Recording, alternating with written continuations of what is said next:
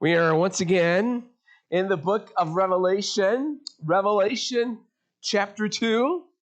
We are looking at this powerful book that has this basic idea in mind, that the concern of John the Revelator here is that the concern that he has is about the faithfulness of God's people who are living in the first century.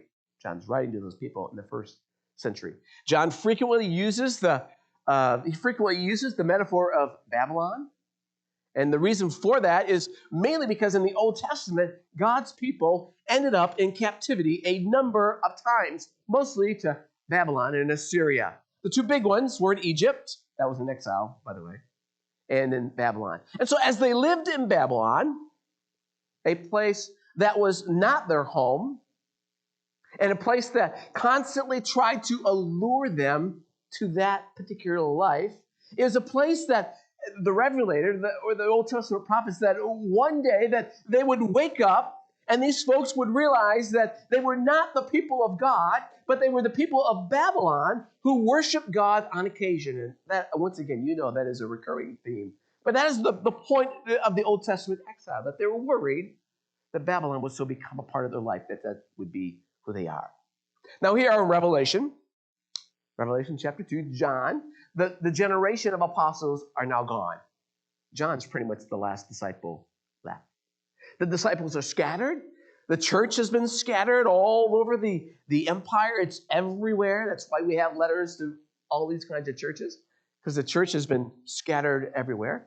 And so John, as John writes his book in this New Testament version of Daniel, is that his greatest concern is that of the prophets as well. Is that these folks who are living in the first century, who are living as Christians who live in Rome, his greatest fear is that one day they will become simply Romans who happen to go to church every once in a while. So what does it mean? The question, especially in Revelation, what does it mean for us to be a people of genuine faith? What does it mean for us to live as resident aliens? There's a big word for you. What's it mean to live as resident aliens in such a unique place, culture that they live in? Last week we looked at Ephesus. If you remember, Ephesus was this great city of change. This amazing metropolis that had all these people. I think the number I gave you was 260,000, which in that day made it a huge metropolitan area. And we looked at all the challenges that the people at the church of Ephesus faced. So this morning, we come to probably what is the most positive, believe it or not, which is the most positive of the letters to the churches. Really, if you look at it, 2 of the letters are positive, 5 are not. This is one of them. And it's a short letter, not very many verses. Revelation chapter 2, verse 8. This is where we are today. You can find it on the screen. Revelation chapter 2, verse 8. This is the letter to Smyrna. Here are these first verses, if you recall. And to the angel of the church in Smyrna. These are the words of the first and the last, who was dead and came to life. I know your affliction and your poverty, even though you are rich. I know the slander on the part of those who say that they are Jews and are not, but are a synagogue of Satan. Do not fear what you are about to suffer. Beware, the devil is about to throw some of you into prison so that you may be tested. And for 10 days you will have affliction. Be faithful unto death, and I will give you the crown of life. Verse 11. Let anyone who has an ear listen to what the Spirit is saying to the churches. Whoever conquers will not be harmed by the second death. Now, Smyrna is a place you would really want to live in if you like new houses. Wink, wink. Carrie, you want to live there. It's one of those kinds of places that you want to live in if you like new houses. Smyrna was new. Smyrna was fresh. Smyrna was also a port city, like Ephesus. And because of that port life, so to speak, they live on the coast, it was a city that had been contested, so to speak, between a number of different empires. The history of Smyrna, the history of Smyrna kind of goes like this. An emperor rises up. An emperor rises up and wants Smyrna because of its location.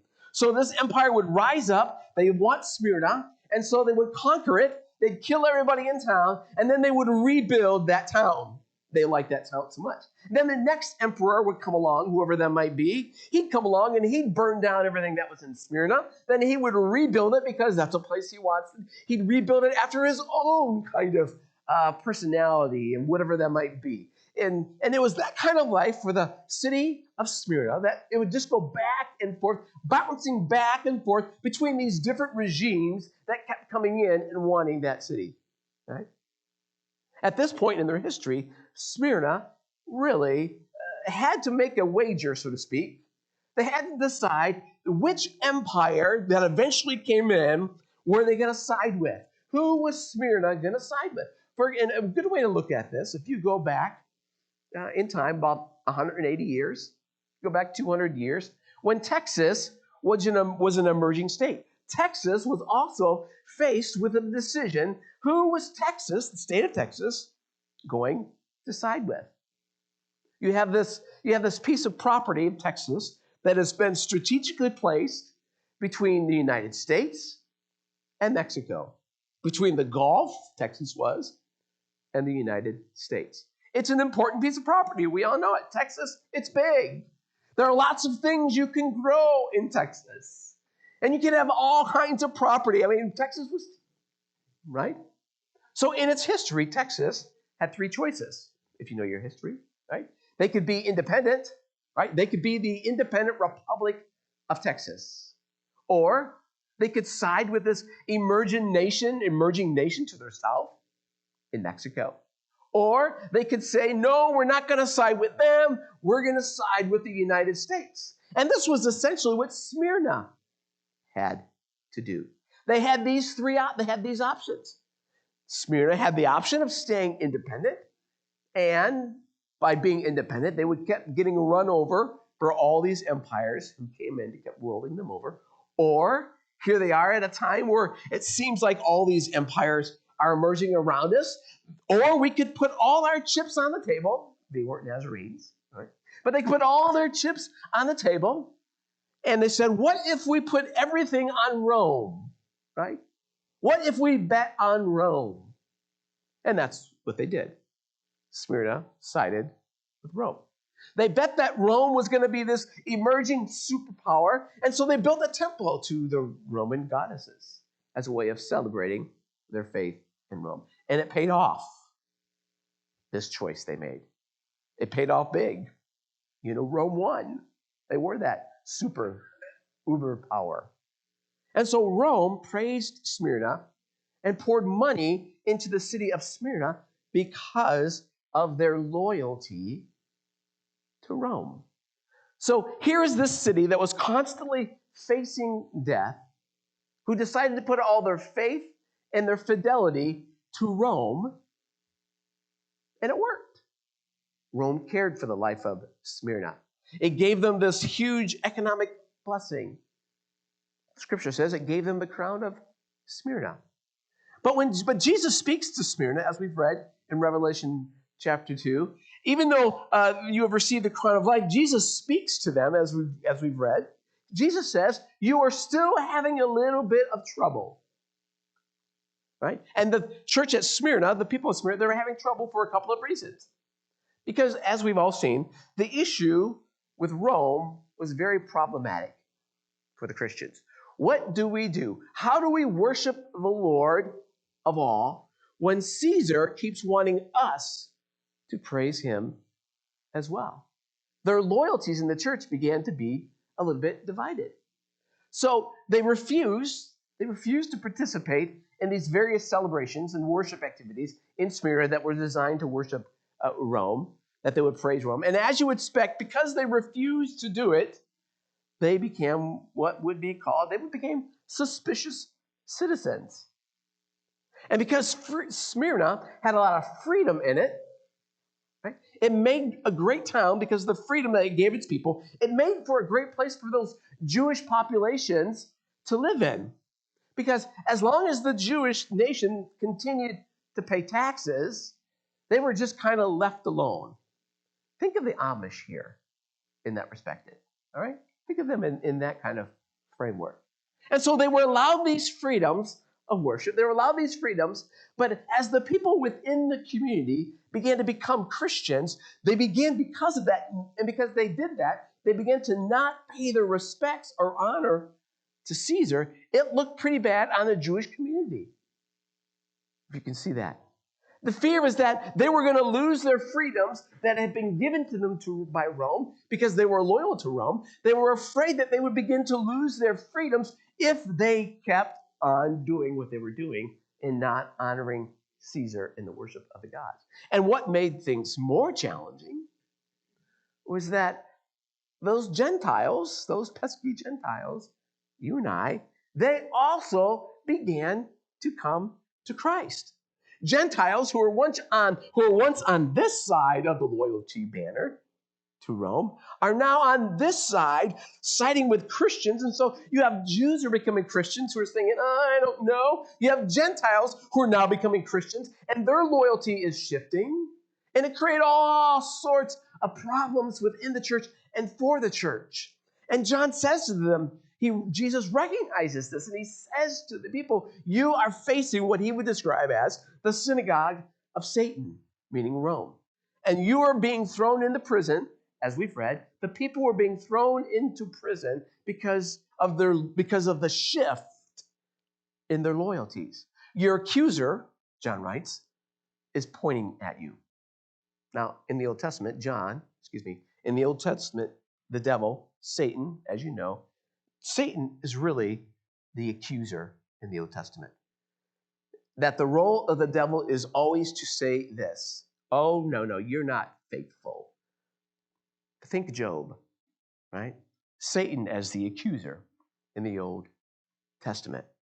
And then John is telling them here in Revelation, this is going to happen. The accuser is going to throw you into jail for 10 days, as we've read, which, by the way, is pretty much how long it takes in those days to get to trial.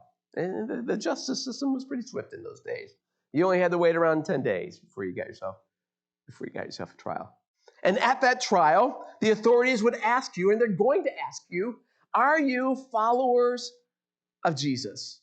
And so the people of Smyrna, the church at Smyrna, those who have been thrown into prison, there's going to be a great accusing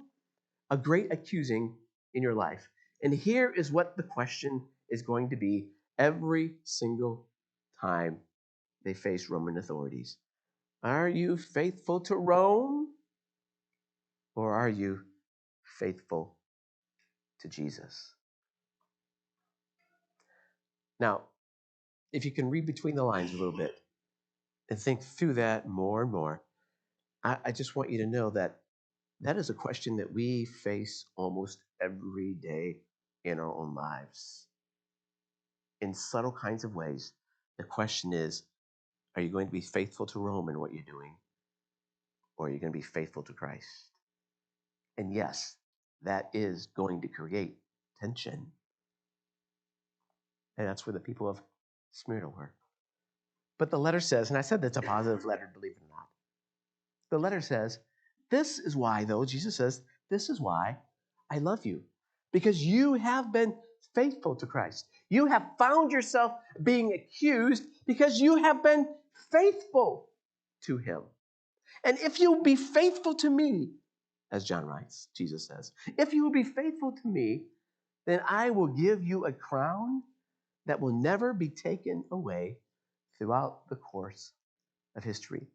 So continue to be faithful even in the midst of this trial that you are going to face. See, Jesus is saying the thing that you shouldn't fear, you should not fear, it's not that, don't fear the one that can do physical harm to you. John is saying, you should fear the one who is going to bring judgment for all time. That's who we ought to be fearful of. Right? You see that? Don't be fearful of those who can take your life. Be fearful of the one who will bring judgment for all time in your life.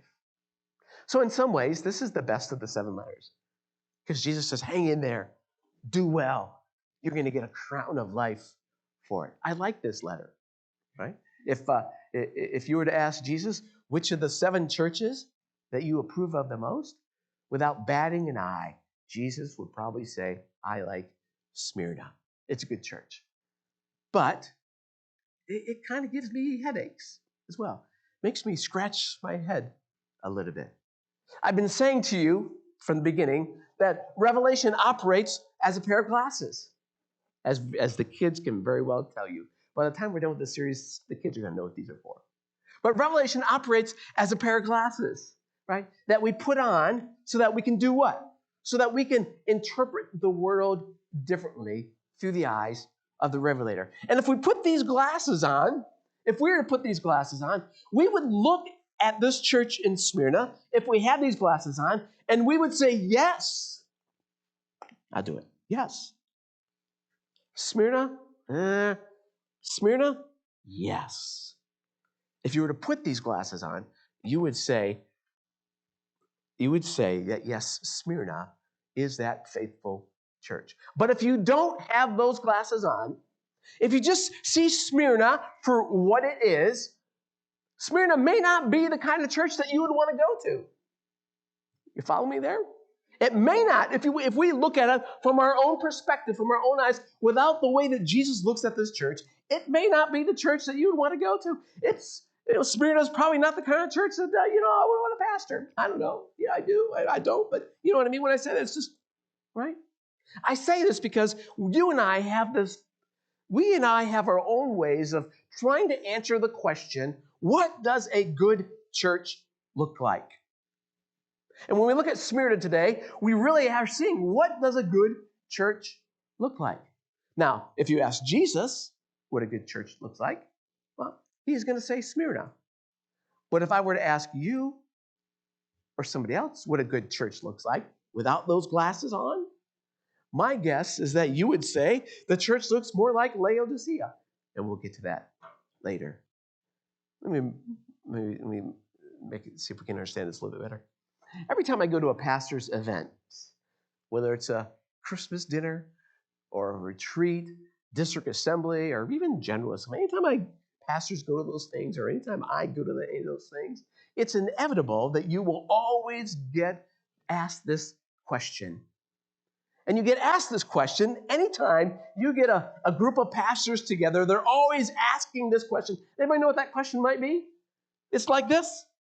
How's it going at your church? Right? That's what we do. We go to all these big, they want to know, how is it going at your church? Right? And just so you know, when you ask that question about how is it going with your church, without those glasses on, right, that most of us see the church, it really comes down to 3 basic things about how your church is doing. It comes down to this: attendance, buildings, and cash. The ABCs of what your church should be: attendance, buildings, and cash. You get asked those questions, you say, oh man, things are great at my church. Things couldn't be going better. We're up in attendance. People are showing up. Our buildings are looking great. Yes. Our budgets are paid every year. We make budget every year. It's really going great at my church. It looks really good. And that's how pastors answer these questions, because that is how we, you and I, and just about everybody else, that's how we interpret what a good church is. You agree? Does that make sense? Right? That's how we, right? And you, as I've said, we have a different views of judging to some degree about what the church looks like. Here's my sense, right? To further answer this question, without those glasses on. A good church looks like convenient parking, right? Good church has a good way to get into the building. A good church is when the pastor gives short, entertaining messages. I don't know if I want to be entertaining. I know I'm not short with my sermons, but we but we want a church. We want a church where the pastor gives good, short, entertaining messages. We want our church to have all kinds of fun stuff for kids to do. We want to make sure we have music that makes us dance without dancing, right? You can give a whole list of criteria of how you and I would assess what a good church looks like. I just hit upon a couple few of them. And I'm not making this stuff up, by the way. You hear this stuff all the time. Most people in our culture interpret a good church as something that gives me a lot without demanding a whole lot in return. Most good churches is something that does something for me, but doesn't require anything of me. But here's the problem. If you put on the good glasses, if you put on the glasses of Revelation, the good church is not Laodicea. The good church with these glasses on is Smyrna. Now, the pastor of Smyrna, he'd go to these events as well. He'd go to district assembly, he'd go to retreat. And and here's how the Smyrna pastor would answer that question, how's it going? He would probably answer it like this if he had those glasses on. Well, we lost about 60% of our people in the last 4 years. 10% were killed. As you can imagine, think of Rome. 10% of our congregation was killed. 50% decided they might get killed because of what's going to cost us. They might get 50% might get killed because their business might be impacted, and so they leave the church because their business might be impacted. Right? Some people, they just moved to Laodicea. And the pastor gets answered from Smyrna, hey, how about your building? Pastor would say, well, now that's a funny story. I'm glad you asked. Our buildings, they all got confiscated. We got in trouble with the government, and they took our buildings away. No joke, Church of Smyrna. Well, all right, so I don't need to ask you about cash then, do I, Pastor of Smyrna? Oh, no, don't even ask me about cash. It's a sad-looking church without those glasses on. I'm not going to a place like that looks like it's just kaput. You can see the challenges that the church at Smyrna faced. And yet, from God's perspective, this is a good church. Why? Why is this a good church? And as I was thinking about that, here's the best answer I think I can come up with. What makes Smyrna a great church is not the ABCs. What makes them a great church is the kind of people it produces. The kind of people it produces. The disciples that the church in Smyrna produces. Disciples who are not faithful to Rome, but are faithful to Christ. Disciples who are able to endure hardship. Disciples who face their walk with Christ with a kind of maturity that says this, even if this doesn't go in my direction, I'm going to hope and hope again.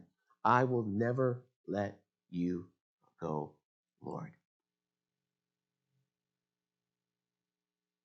That's the tension between seeing the church of Smyrna with and without the glasses. And as I think about that, the challenge for us is to become that type of church, I believe. We want to be that kind of church. The challenge for us to be that kind of church, to have that kind of mindset of producing disciples. If we want to be that kind of folk and reflect that kind of, if that is what the angel of this church, if that's what we want the angel of this church to look like, and if you weren't here a few weeks ago, I'll let you ask me, I'll tell you what I mean by that. There's some things that we ought to continue to do and some things to do differently. One is worship. Now, when I say that, I don't mean changing service times or being louder in church or being softer in church. The problem for us is that when we talk about worship, we immediately go to aspects of consumption. Consumption. Even the word worship gives pastors headaches because in some churches, it's a real source of conflict. I've said this before, but I am particular, if you want to hear this is new, but I've said this before, but I am particular about the words that we use for worship. For instance, I don't think we should call this place an auditorium. This is not an auditorium. It is a sanctuary. It's a holy place set aside where the audience, by the way, is not you, where the audience is God. And you're a congregation. You're not an audience. You're a congregation. You're not an audience. Those are words to think about. This is not a stage up here where performers do their thing. This is a platform where worship is led from. And if we can get that right, then maybe, just maybe, when we leave here today, we will actually live as though God were present tomorrow as well. If we live into that, then maybe we'll realize that God is present in our tomorrow. He is present in our Tuesday, our Wednesdays, and our Thursdays. That He will be present in what we do if we make worship of Him, that He is the audience and not us. If we can do that, then maybe, just maybe, God will be the God of our lives every day of the week, rather than just living as pragmatic atheists, as most of us do now, where God is just a little bit present at 505 Lansing Street, but is pretty much absent the rest of the week. A pragmatic atheist is this: you hear on Sunday, and you leave it here on Sunday, and you carry on with your life. Pragmatic atheists. Chew on that. Think about the ramifications of what that looks like. But if we are going to be the kind of people that Smyrna is forming, then we're going to have to be a people who learn to worship God. Make sense? Worship's important and how we view it. Mission is also important. You knew maybe I was getting there, all right? The things I'm going to give to you, it's not rocket science here, right? Not for you, but for me, it's just basic stuff. Mission is important. To produce the right kind of people, you have to be the kind of people with a certain kind of mission in mind. I say that again. To produce the right kind of people, you have to be a people with a sort of kind of mission that you have in mind. This is especially important when we work with kids, work with teenagers and young people. Studies have shown that students who carry their faith into adulthood are those students who have been developed and shaped by a missional mentality. Students who carry their faith out of high school are those in these formative years have been shaped with a missional mentality. That they understand that their life missionally, they understand their life's mission, so to speak, that they might enter into adulthood with that same kind of sense of God's mission for the world. That's why we do NYC, by the way, last summer, and those kinds of things. But our problem with the word mission is that in some ways we think of mission as something other people do and we just fund. See that? Now, the other problem with mission is that in order to be missional, we almost always have to be, let's see if I can say this right. Another way of being missional is that we almost have to be thinking when we gather together about how what we do today, is going to impact people who aren't here yet. That was deep. We went to the deep end of the pool there. Let me say that again. In order to be missional, we always have to be thinking that when we gather together of what we do today, how is that going to impact people who are not yet here?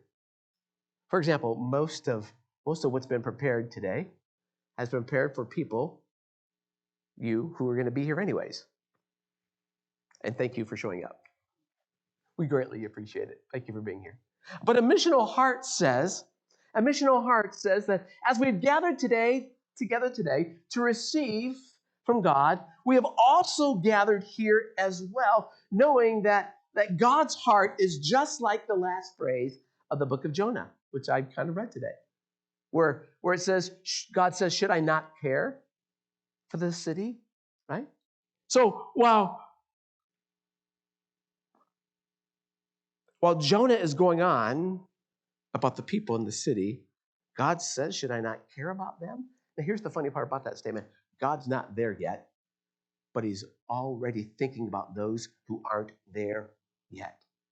We as missional people, be people, this be a place for those who aren't here yet. Ooh. Do you know the creative possibilities that can come from that statement alone? That what we do here is laying the framework for people who will be here? That in this time of worship, it's just not about you and me. It's about all those folks out who aren't here yet. That is being missional. So how do we gather in ways for those folks who aren't here yet? That's a good question. But for most of us, the challenge, the question that comes to mind is this. We tend to say this, what am I going to get out of it today? Let's not think like that. Now here's the big one. It's the final one today, right? It's the issue of spiritual formation. What Smyrna does best is that it forms people who are able to be faithful, not to the culture, but to Christ, which can be really hard because formation means at least a couple of things. Spiritual formation means that we just can't talk about other people's sins. We have to talk about my anger as well. Spiritual formation, it means that I just can't think generically about sin. I have to think about what's Jesus going to do with my pride. Spiritual formation is about being honest with ourselves. I said this to Carrie yesterday, and I'll say it in a couple weeks. You cannot have grace without truth. What kind of grace can you get if you can't be honest with yourself? That's really cheap grace than any real grace. It's about being honest with ourselves. And it's difficult for God to do anything in our lives if we can't be honest with our own stuff. Because, again, without truth, can there really be grace? A few years ago, Mountain Dew, we all love Mountain Dew, all the kids do, right? A few years ago, Mountain Dew was developing a new soft drink. They're coming out with a new drink, and they decided to poll all these millennials, these late 20s, early 30s, and wanted a massive poll of millennials, asking them what should they name this new drink from Mountain Dew. And you want to know what the number one answer was? Here's what they think you ought to call it: diabetes. Let that sink in for a minute. You can try and tell me that this drink is going to be great and it's going to be super and it's going to taste great. But if we're honest, what they were saying, this is just really going to give me diabetes.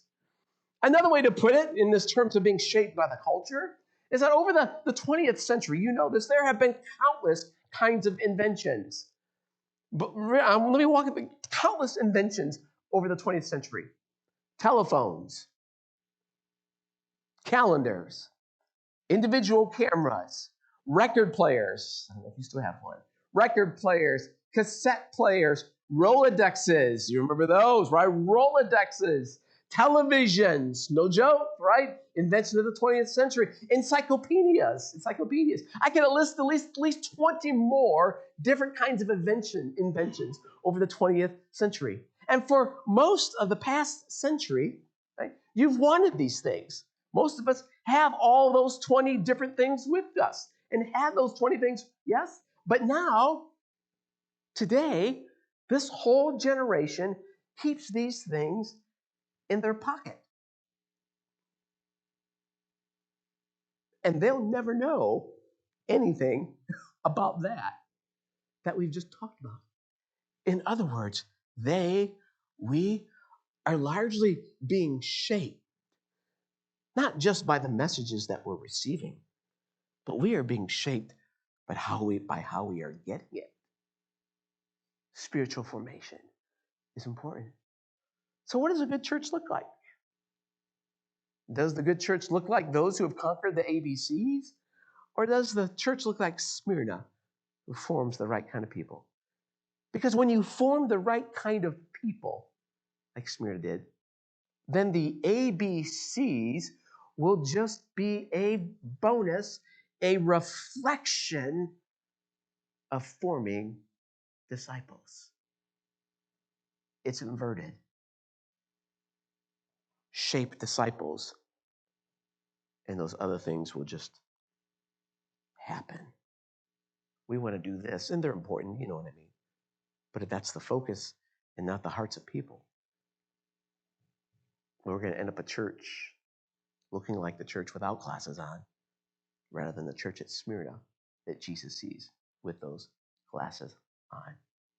The way Jesus measures us as a good church, as much as I struggle with it, honestly, it's not in the ABCs that we count on so often.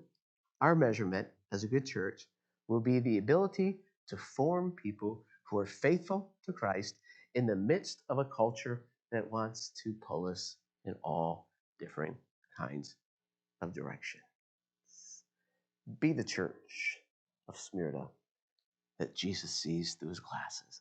A people who makes disciples, who turn around and make more disciples. That's the church at Smyrna. And if it's good enough for them, I'd say it's good enough for us. Amen.